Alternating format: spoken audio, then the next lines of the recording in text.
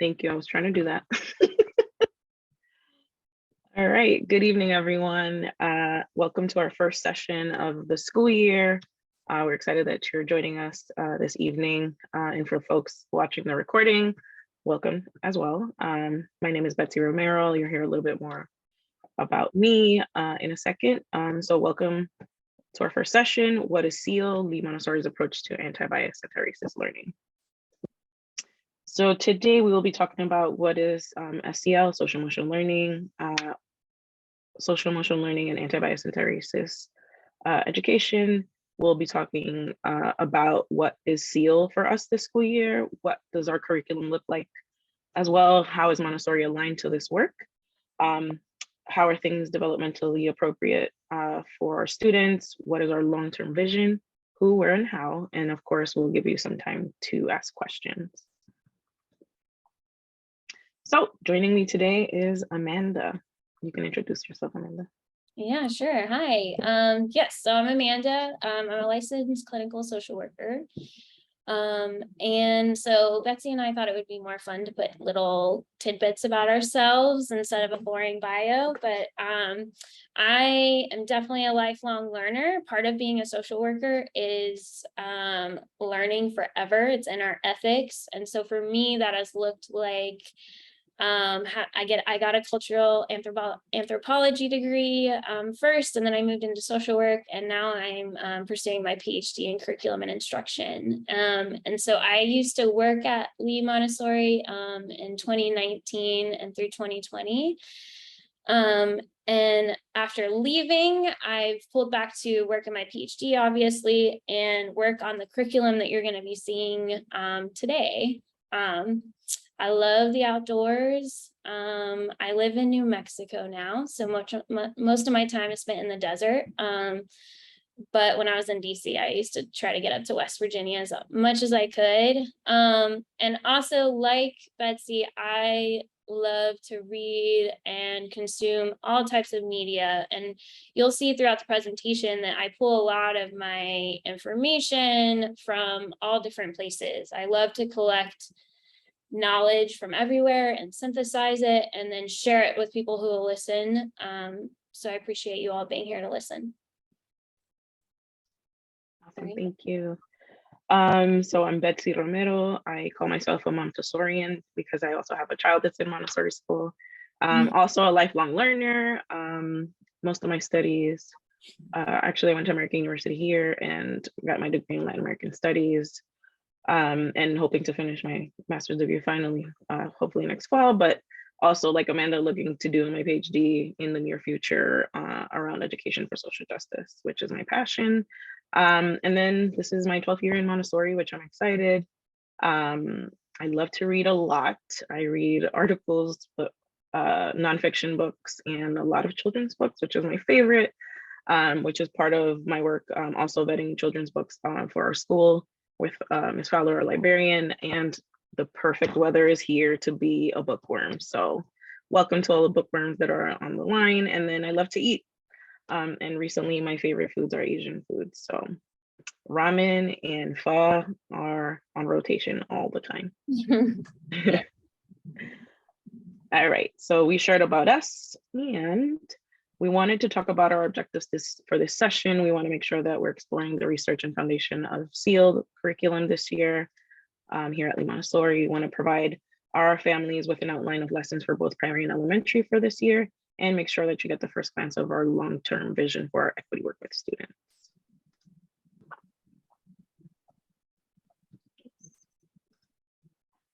So to ground us in our work for today, our why, which is our mission statement and core values, just a reminder that Lee Montessori exists to create a more just, liberated world. We are a diverse and interconnected community that redefines high quality education by pairing Montessori with anti-bias and anti-racist practices. We create a joyful learning environment where children and families flourish and show up authentically as their true selves. Lee Montessori successfully redefines a high quality education through our collective commitment through our core values. So just wanted to make sure that we ground ourselves in this work and also as a reminder of why we're doing our work with our students today. All right, Amanda, take it away. Okay, cool.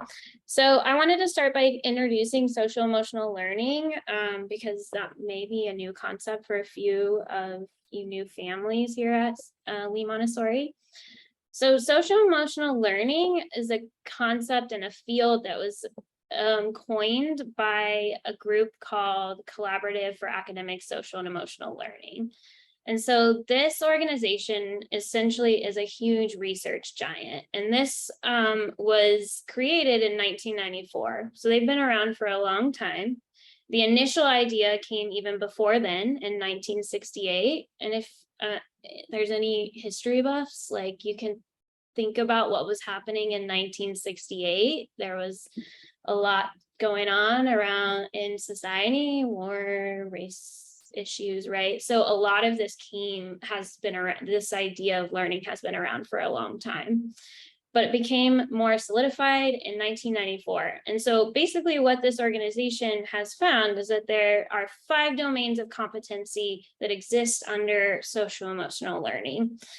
And so those competencies you can see to the right in the wheel, first being self-awareness. So this is knowing how you feel, recognizing your thoughts, just really knowing your internal self, your identity. Then there's self-management, which is being able to manage emotions and manage those internal processes, right? And then social awareness is exposure to differing identities, cultural studies, perspective taking, relationship skills, which is managing conflict, empathy, those types of skills. And their last domain is responsible decision making, which is really kind of with the synthesis of all the other domains. That's where students learn how to enter their communities and make choices that are going to be positive and change their environment for the better. And so Castle's big thing is that SEL should be systemic. We should see it in classrooms, in the school as a whole, and then see it, and then it should kind of trickle down to families and communities, right? And so us sharing this information is one of the first steps for us to make sure that we are including every domain of our larger community. And so the goal of social emotional learning from Castle's perspective is to contribute to safe, healthy, and just communities. So again, this is the umbrella organization. They are a trusted voice in the SEL field. You can go ahead and go on. Okay, so how does social emotional learning and anti-bias and anti-racism fit together though, right? So something really cool that happened in 2020 was Castle updated their definition of social emotional learning. So they've always had this active definition for everyone to understand. But in 2020, they realized there's a big component that's missing in this definition. And the component that's missing is equity. And so they updated their definition to really focus on the components that we will explore more later in the presentation, but are really rooted in ABAR work. And so why this is important is because what they found is that curriculums without some sort of anti-bias, anti-racism component are just not successful. And that's because you really cannot dissociate the context and environment of students from their learning, right? So we have found, and our researchers have found, that you can teach students empathy, but if you don't explicitly teach them how to show empathy in the face of diversity, then it's unsuccessful. Because if our students aren't exposed to differences, different identities, different ways that people live in the world, and are thoughtful about the ways that our societies are structured, then they don't learn the actual skills that are required for us to work effectively with people who differ from us. And the reason for that is because our brains are wired to scan the environment. We are always scanning people. And oftentimes when we come across someone who is different from us, our body experiences that as if it's dangerous. Just a natural thing that happens in our brain.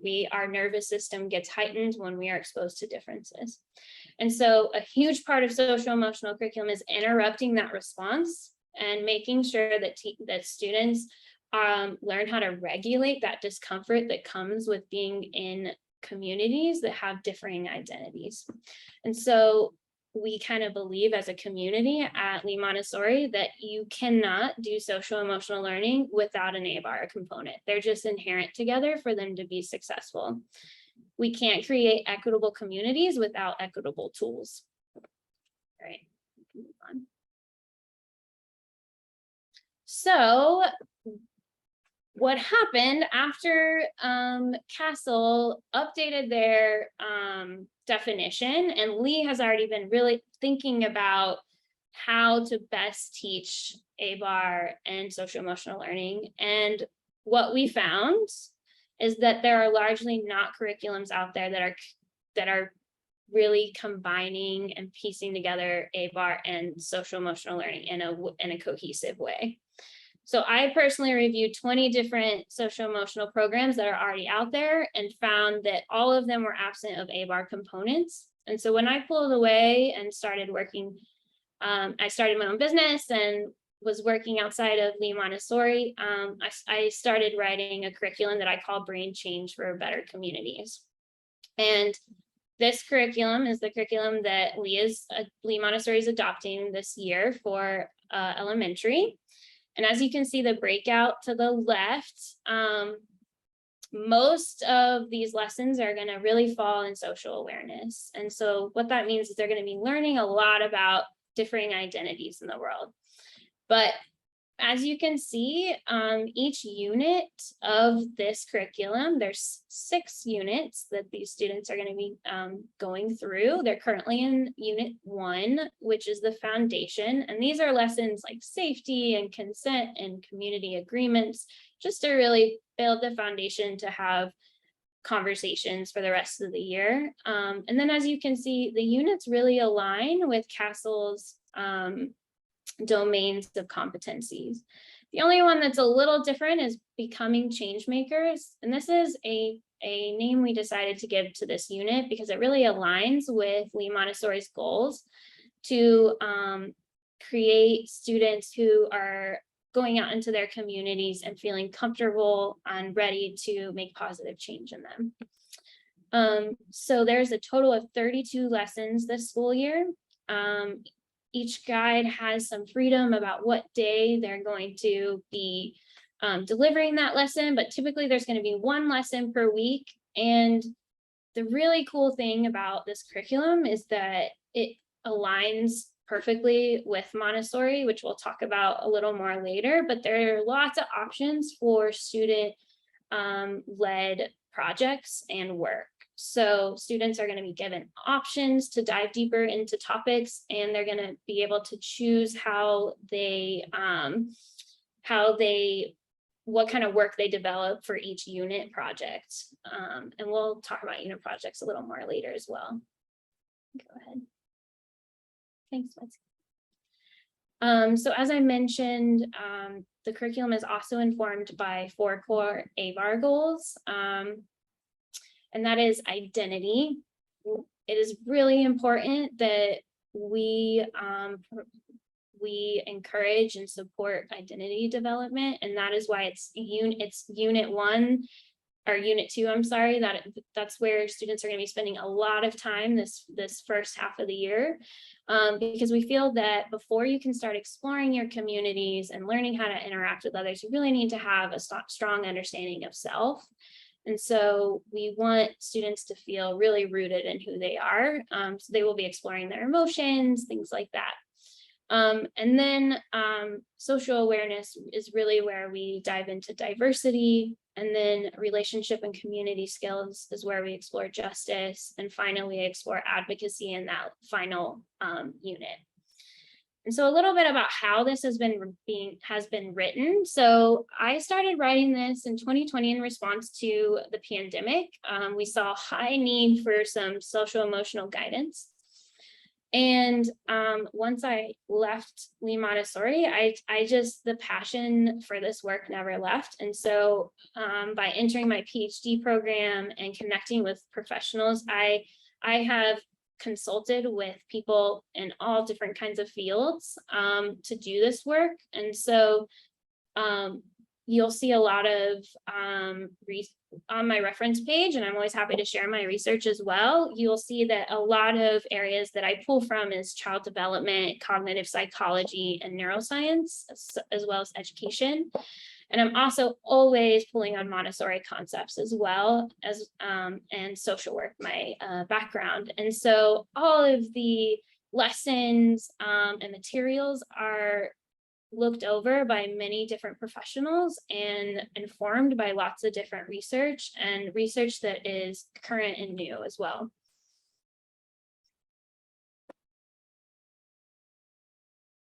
Okay, so here's a look at the elementary lesson topics. So as I said, students are in Unit 1 right now, which is just the foundation. The goals are just to create a safe space for coming conversations. So I think this next week, they're going to be doing consent and safety. Great. After that, they're going to move into self-awareness. And this is where the first unit project shows up. And so what a unit project is a pretty broad, students are given a pretty broad prompt, and then they get to choose what work they create. And so each unit project is essentially for students to explore the topics that were discussed for the whole unit and demonstrate understanding of all the topics in some way. So that can be through art, music, I mean, any kind of way that they come up with. And so that it's really going to be student led. After that, we move into self-management. And for that unit project, they're going to be creating a calm space in their classroom and talking about safety planning, which is obviously really important because safety is a priority for our classrooms. So this is the first half. This will take us through to winter break. And then when we come back from winter break, this is when we dive into social awareness. And this is just where they're going to start.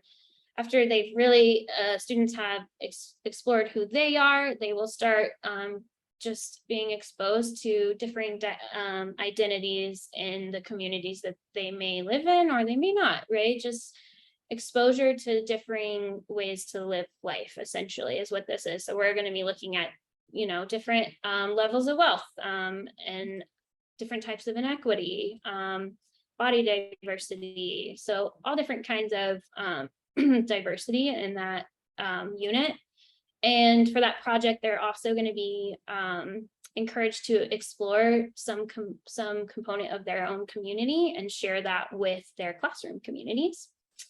And then they're going to move more into the nitty gritty of like, how do we work in community and in relationships in ways that are equitable and comfortable and safe. And so that's where we talk about conflict and being a part of a community and things like that. And then we end with becoming change makers.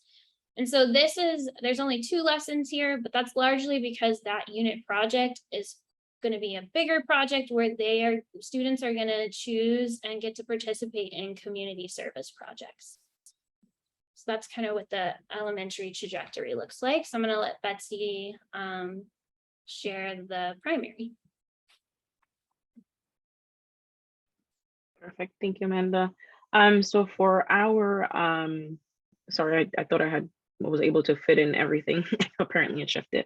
But for the primary work this year, we are revisiting our lessons from last year. So no new lessons will be added this year. So a lot of the content that students saw last year is the same thing that they will be revisiting in their communities this year, which is why I added a note. There's no new content for this school year. So our focus, just reminding folks that, or letting folks know that weren't with us last year, that this work has been created with the help of our guides, our social worker, which both were present here, previously Amanda and Sarah. There's guides present too, and leadership and myself. And then a lot of the content created has also been based on research and age appropriate level books that we have in our libraries. Like I mentioned previously, all of our books are vetted by me and Ms. Fowler, our librarian, before they hit the shelves, and also sometimes folks that are part of the committee as well. And if we find that other books are better than others, then those are the ones that we propose and we add to our list of materials. Um, so again, this is kind of like the schedule that is going to be a part of the school year. The lessons are available like previous years on in our student support website. So parents always have access to the lessons. They can always read them and make sure that you get to, so that if you have any questions, you can definitely reach out to me as well. So we also have 5 units this year. I think elementary has 6, we have 5, and they're also under the CASEL competency order. Let me see, is there anything else here? Oh, this is your end. Yep. Okay. So just to come back to a little bit more of what informs both curriculums, really. So the curriculum that's going to be shared with students this year really promotes the whole child perspective. And this actually really aligns with social emotional learning as a whole. CASEL, when they first came to being, their whole idea was about promoting the whole child. So social emotional learning was designed with that in mind. So it really aligns with that Montessori concept as well, because we are talking to students about their real life experiences. We're giving them a space to explore what they're experiencing internally and externally, right? Which is part of the whole child perspective. Secondly, this curriculum is child-centered and student-led. So the guides, emphasis on guide, who are giving these lessons are truly guiding. Like, they pose a question and students discuss, and it is going to be child appropriate, because children are leading the way in a lot of these conversations. Of course, if it falls out of that, we have a guide to bring conversations back into where it needs to be, right? And so they're really guiding these conversations and letting students explore their identities and how they read other people in their world as well. And as I talked about, the projects and the extended work in each lesson provide ample choice for students to dive further into certain topics or to do extended work. So each lesson, at the end of the activities, there's an option for extended work that will always be available to them, but it's optional, so it's not required. They can explore that on their own. Okay. Yeah, so I also want to just talk a little bit about the developmental appropriateness, because I totally get that that can be a fear as a parent, that like, whoa, is this stuff even appropriate for my child to be talking and learning about? So I just wanted to assure everyone that it absolutely is developmentally appropriate. We're really thoughtful in how we're writing these lessons. And I just wanted to share something that I just find really interesting and important and has really inspired me to do this work. What is really special about this age is that children have trillions and trillions of something in their brain called synapses. And what these are just waiting for information so that they can wire meaning in the brain, right? And so as you become older, those synapses start dying away and they go through what's called pruning, and they're not there anymore. And then it's much harder to learn these skills. And so this age is so important because we want to start teaching them how to interact in their communities, how to manage their emotions, how to talk to people who are different than them now, so that it is much easier for them to come across challenges in the future. And I have a really unique perspective because I am a psychotherapist and I work with adults. And so I have the opportunity to see a lot of deficits that cause anxiety and depression and behavioral challenges in the future. And so when I'm writing these lessons, I'm really thoughtful about filling those deficits to decrease incidences of mental health issues in the future. And something that we're also thoughtful about is that students are constantly learning and wiring to their environment. If you even think about your last grocery trip with your child, like how many toys did they pick up and what ads are they seeing? in the line to pay for groceries, there's magazines with certain types of ways that women should look, right? Like there's so much messaging that your children are absorbing. And so this curriculum is really thoughtful about providing space for students to reflect on what they're reading from the environment and make sure that it's being processed in a way that's going to serve them in the future, right?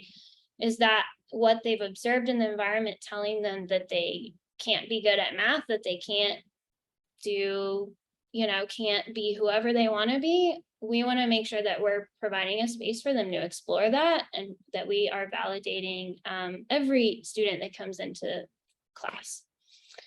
So if you can go on, thank you. So a little bit more about, like I said,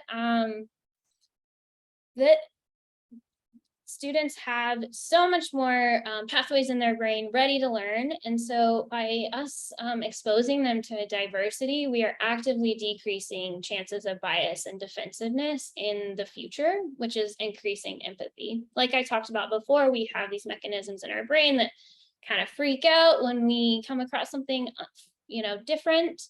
And so by teaching students to regulate that and learn how to work with others, it's just gonna be easier for them to go and exist in different communities. It will be actually metabolically easier for their brains to coexist with others because they will have that practice of having to work on teams and talk about themselves, etc. Okay.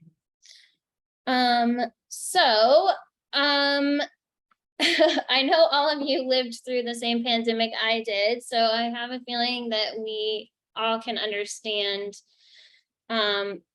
what I'm sure you saw in your children, that they were maybe having higher levels of emotion, or maybe more problematic behaviors because they were isolated for 2 years. Was that 2 years? Yeah, that we were just not able to see each other. So our brains are incredibly social. And everything about our brain is social. We like I've said, we're constantly reading other people, but we also have conscious and unconscious mechanisms where we actually regulate each other, right? So my anxiety and stress can trickle to someone else's and cause their nervous system to have a reaction, right? So we are all connected, and now we're all in school together again after being isolated for a really long time. And so it is possible that some students are just having a really hard time, because remember, it is kind of tough and it's metabolically hard for our brain to interact with new people. It's just tough. And so we didn't do that for 2 years, and our brain saved that energy for elsewhere. And now we're having to do it again. And it's really tough. And so this curriculum is responsive to these mental health needs. It is designed to be healing after an traumatic experience like that we all went through together. And learning is so tough for students. You have to think about going to school every day, and learning something new. You are having to face failure, not being good enough. You're having to try things multiple times. So learning is just a difficult process. And if you put mental health difficulties on top of that, right? Stress, anxiety, having trouble connecting with peers, then there's not really much space to learn. And so SEL really gives space and helps students be able to learn. There's so much research that shows that this type of learning leads to positive outcomes, not only in social emotional skills, but also just in academic performance, because there's more brain energy available to learn versus regulate. Because we're helping as a community regulate each other. So yeah, that's why it's really important right now.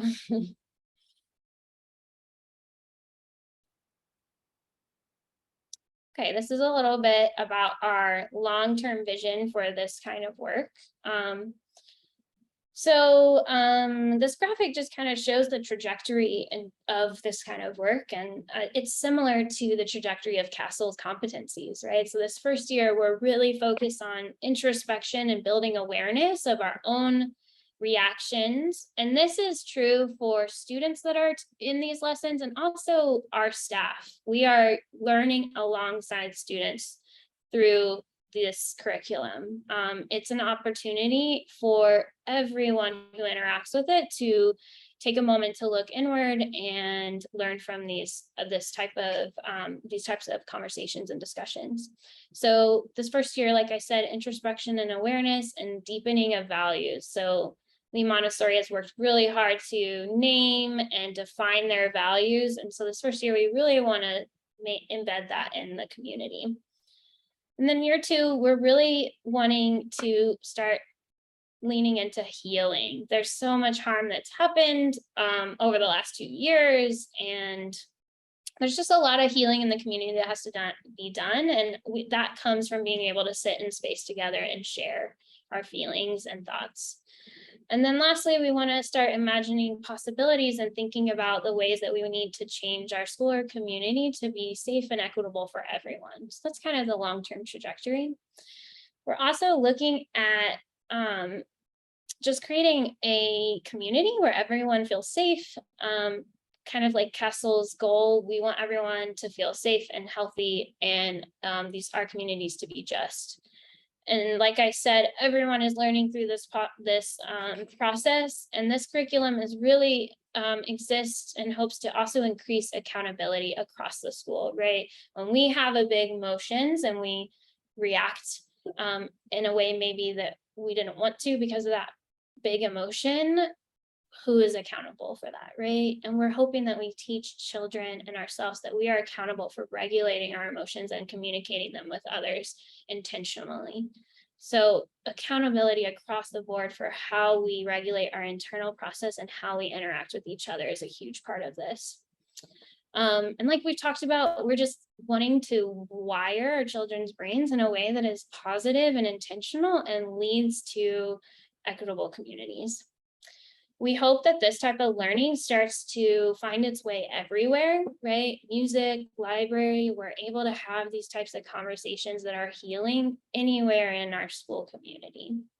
And lastly, this type of curriculum and plan is really to prioritize relationships, because I think we all just struggled so much over the last 2 years, and there's just so much healing to do. And the only way you can really heal is in community, right? That social brain thing, remember, we're social creatures. We have to heal in community. We have our harm, our pain, it all has to be seen by someone and witnessed. And so this is an opportunity for us all to come together and create some healing relationships. Also, this curriculum, my goal for it is to just make these community skills of listening and validating emotions and providing a safe space, giving these skills right back to the community and increasing accessibility. I think that you should be able to find these supports in a school classroom and in your community, and not only have to go find a therapist. Like, you should be able to turn to your teacher, your principal, whoever is in your community, to get some support. And so that is kind of our long-term goal for this curriculum. Thanks, Betsy.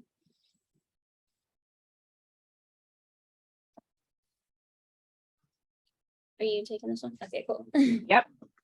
So who, where, and how, who are your points of contact about social emotional learning, social emotional equity learning in the classroom? First of all, of course, your child's guides, since they are the ones delivering the lessons. Curriculum questions would be myself and Megan. Internally, of course, we are collaborating with Amanda externally. So anything related to Lee Montessori, we will be able to answer your questions. Observations will happen in the classroom done by our team. So myself, Dion, who's our wellness coordinator at the Easton campus, Sarah Ross, and I believe Megan too at Brookland. We will be observing the classrooms, but maybe when the observation windows in the classrooms happen, you are able to also observe some of the lessons. So you can find information about SEAL lessons, like I mentioned before, at our student support website. It's always available. It's under the resource hub in Parent Square. So you're always able to click on it through the app or on your desktop anytime you want. And then this recording, of course, will live on our Lee YouTube channel, and I'll share it out once this session is done. And I'll reshare it as well in our monthly newsletter that goes out this Friday. How, just making sure that we're referencing Amanda as our external expert and consultant as well. She mentioned the amount of work that she's done on the background to ensure that she's doing her research and consulting with other experts on her work and the work that she brings to Lee Montessori. A reminder that Lee has a Lee library policy for book selection and weeding that we use to vet our books before they hit classrooms or school libraries as well. This was actually created by a previous committee before me. So we are continuing to use that. That was created with parents as well. Resources, so we're hoping to provide, I'm hoping to always provide helpful resources for you under our SEAL section in our newsletter. So I'll usually share articles, other resources, books all the time to help with conversations so that you can have easier conversations with your little ones. And then SEAL lessons will now be on Transparent Classroom. We're making sure that we're tracking the not only fidelity, but also the content and how children are learning and all these things, but we want to make sure that this is part of the tracking the teachers are doing in their classroom and giving it the importance that we give it so that you can also be aware of that data with us. I think we are almost done uploading all of the lessons so that people can track them in there. So we're excited to be able to see Transparent Classroom in your student progress reports this year. It helps validate our work as well. I think next up, so content. Today was our first session to talk about SEAL for this year. We will have another conversation in January of next year to ensure that we're discussing any questions that you may have and what the content looks like for Unit 4 through 6 that Amanda mentioned in previous slides. We want to make sure that you're also engaging with the content with us and asking questions so that you're also informed. We're lessons starting next week. So we have emotions. Children will be revisiting the emotions lesson in primary. And like Amanda mentioned before, elementary will be focusing on safety and consent. And I will be sharing with our families the safety and consent lesson so that you have that and you can look into it, and so that you're also able to engage with the content, look at the content, and know what your child is learning for next week. The emotion ones for primary is already available on the website, so you can visit that tonight or looking into it at any time that you want. Family letter for each unit will go out with the outline of making sure that we're outlining unit content and topics, how to support your student at home, and making sure that we're always providing you with the bibliography and resources for adults and children. And if we're using any other resources like books and articles, we're also going to add the links and the age appropriate level of those books so that you can also view that. Like in previous years, we usually send that content through Parent Square, so stay tuned for that. And of course, if you ever have concerns, questions, comments, please email us by me, Betsy, and Megan at leemontessori.org. And one of Amanda's suggestions for parents for tonight is a book on how emotions are made. So look into that. I don't know, Amanda, if you want to give a little detail on what that book talks about. Yeah, it's just a book that kind of informed Unit 1 in a lot of ways. It kind of changed the way I think about emotions and how we experience them and how we can all experience them so differently. So I just thought I'd put it here so you could kind of see some of the books and research that I use to inform the way I talk about these topics with your children.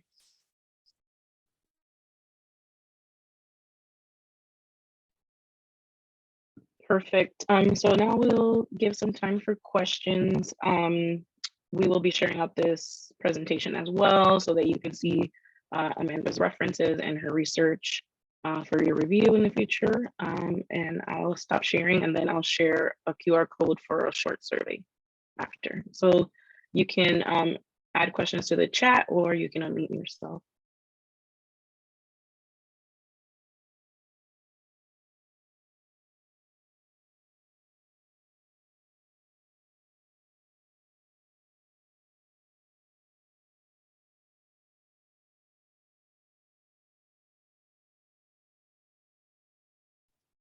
Amanda, you did so good, nobody has questions. Awesome, awesome. And we Yes, finished a little thing. yes, Sharita, the slide deck is going to be available as well.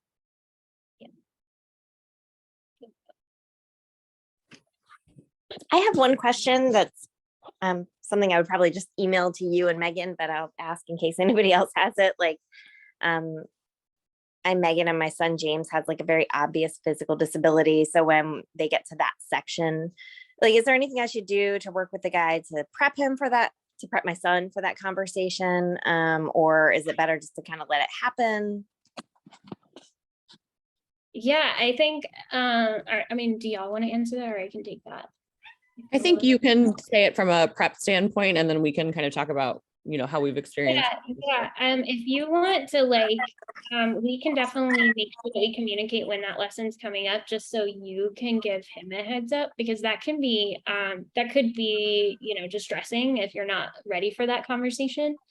But the conversation is really just going to be about, they're going to just explore their own identities. So if he's not in a comfortable sharing, that's totally okay. There's no pressure to ever share anything. So Yeah, I guess I'm more like, I think he would be more reluctant to share when I would want him to, and like that would be a great opportunity for him, you know. I see. Okay, I see. Yeah, I think what would be really great is, I mean, we can coordinate and have, I think he's at Brookland, right? Yep. Yeah, Mr. Gatunga's class. Okay, awesome. Yeah, we could pull Breton or any other adult that he's had good conversations with and prepare him for that conversation. Like, we can definitely provide extra support around that. Okay. Also, I mean, I'm sure that doesn't apply just to James. I'm sure lots of other kids could. Totally. And and that's part of like us making sure that everyone knows what lessons are coming up, so that parents know they can reach out, and, you know, and we're also going to give you, for each unit, there will be a form that goes home that details the lessons to come up and give some suggestions about how to prepare your kids for it. Yeah. And also, just to add context too, as you said, you are not the only parent who has raised this, you know, particularly with we have a diverse community, and we have families that typify all of the things that we talk, or, you know, not typify, but are examples of all of the things we talk about.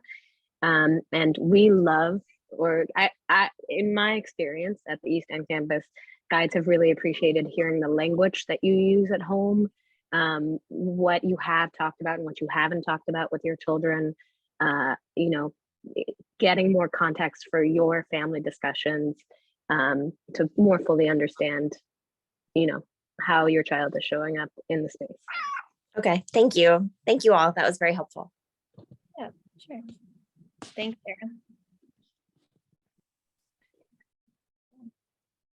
Sarah.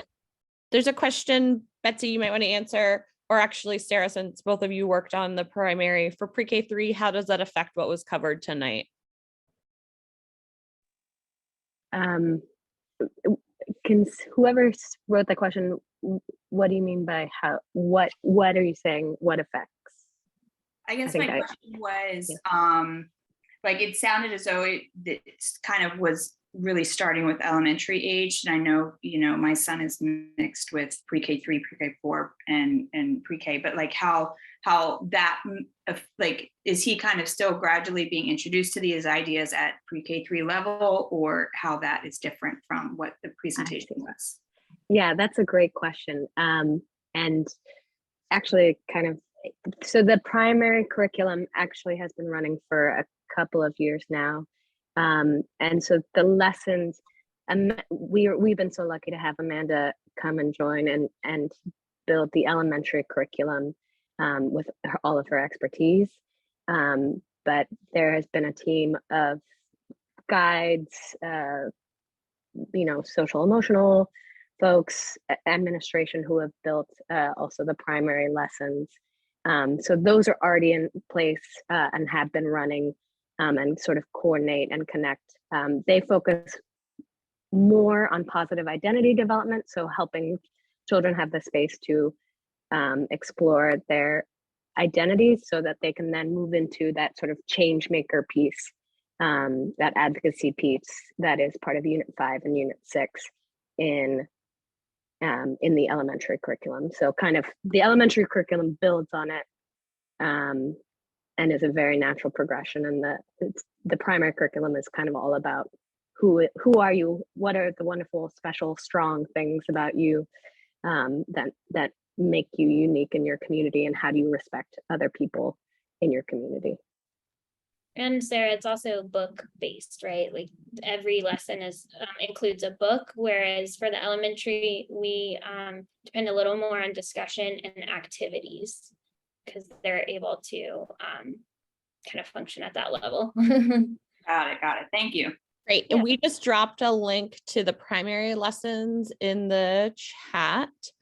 And I also will just say if you have seen your child's Access and Transparent Classroom now, where you're able to see lessons that we're receiving and are able to click on what those lessons are, you'll be able to do that for the SEEL lessons as well. And for primary in particular, I actually today started going back in and adding what the book is that it's based on, because I think that will be really helpful for parents to have it in that space as well.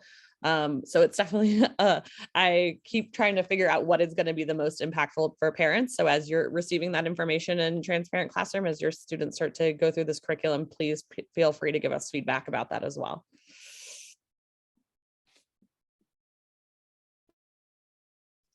Yep. In the meantime, we can still ask questions, but I'm just going to share my screen so that you can scan the QR code to give us some feedback, please. We want to make sure that we always have good quality sessions for you, and that you can also let us know what else you want to learn about. Oops, wrong screen. Sorry. That was the right screen, Betsy. Oh, I was looking at something else. Oh, no, It you showed up. Yeah, you got it. Okay, perfect.